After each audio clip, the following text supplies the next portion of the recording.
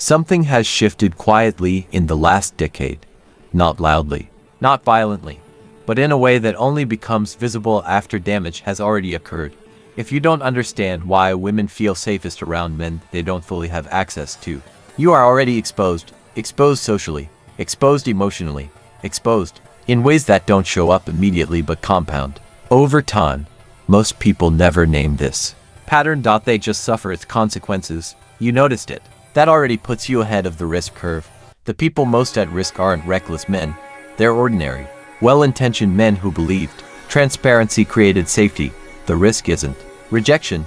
Rejection is clean, contained, finite. The real risk is reputational damage, loss of leverage, loss of peace. Loss of future options you didn't realize were fragile.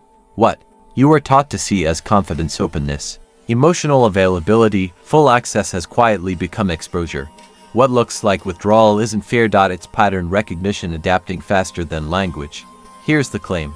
Women often feel safer with men they cannot fully predict, access, or emotionally map. Picture a familiar scenario.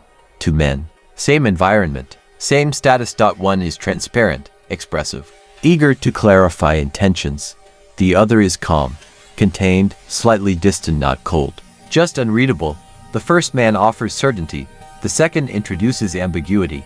Over time, the first man becomes legible. Predictable. Emotionally accessible, on demand. And that's where the shift happens. What was meant to create safety begins to create vulnerability, not for her, but for him. Because full access removes the unknown. And once the unknown disappears, so does the need for caution.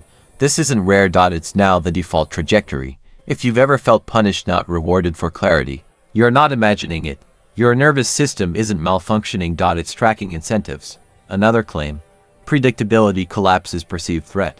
And perceived threat is tied to respect. Consider what safety actually means in behavioral terms. Not comfort. Not kindness. Safety is the absence of uncontrollable variables. A man who is fully available removes friction from the system. He becomes manageable. Containable.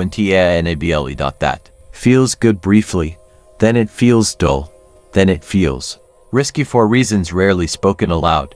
When someone feels they can fully access you, they stop monitoring their own behavior around you. Boundaries loosen. Testing increases. Consequences escalate quietly. This is no longer a fringe dynamic. It's structurally reinforced across social spaces.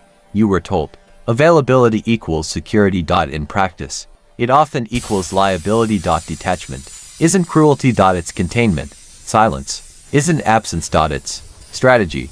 Here's where it stops being about dating. When women feel safest with men they don't fully have, the pattern spills outward. In social groups, the most respected men are often the least accessible.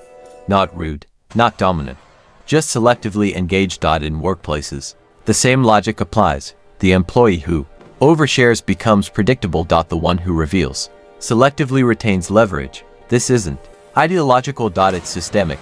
Institutions reward those who manage access, not those who offer it freely. If this feels uncomfortable, that's because it contradicts what you were told would protect you.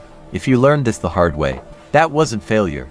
That was data collection. From an evolutionary standpoint, total transparency signals low cost of loss. If access is unlimited, departure carries minimal penalty. The nervous system registers that. Ambiguity, on the other hand, forces monitoring. Attention sharpens. Investment becomes cautious. This is not conscious manipulation. It's adaptive behavior, responding to perceived asymmetry. Men who are not fully available introduce friction into the attachment system. That friction slows impulsive decisions. It increases self-regulation. That's what gets mislabeled as mysterious or emotionally distant. In reality, it's controlled exposure. Now widen the lens. When emotional access becomes expected, those who resist it are seen as powerful or dangerous. Institutions respond accordingly. Policies favor emotional transparency until it creates liability. Then distance is quietly rewarded again. The contradiction isn't accidental. It's how systems protect themselves. Men who intuitively withdraw aren't opting out of connection. They're adapting to an environment where full access carries asymmetric risk. If you feel calmer when you pull back, that's not avoidance. That's nervous system regulation returning. Here's the part most people won't say. When women feel safest with men they don't fully have, they often resent the men who give them everything. Not because those men did something wrong, but because the dynamic removes tension and tension regulates respect. Without tension, responsibility shifts, testing increases, and the man becomes the emotional shock absorber. Again, this isn't pathology. It's incentive alignment, and it's happening everywhere. Dating advice tells you to open up.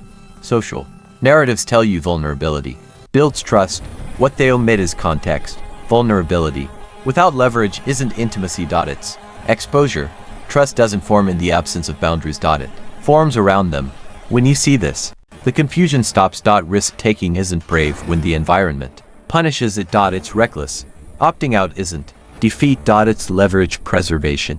Withdrawal isn't bitterness. It's intelligence scaling to new conditions. This isn't about fixing anything. It's about seeing clearly. Once you understand why women feel safer with men they don't fully have, you stop personalizing outcomes that were never about you. You stop over-explaining. You stop chasing emotional closure. You stop mistaking access for value.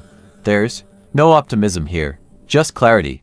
And clarity does something important. It quiets the system. It restores distance. It gives you back your internal margin of safety. You can't unsee this pattern once it locks in. You only decide how much access you allow going forward. If you've observed this shift without having language for it, mark it. Not to argue, not to persuade, just to signal recognition. Others are watching quietly, too.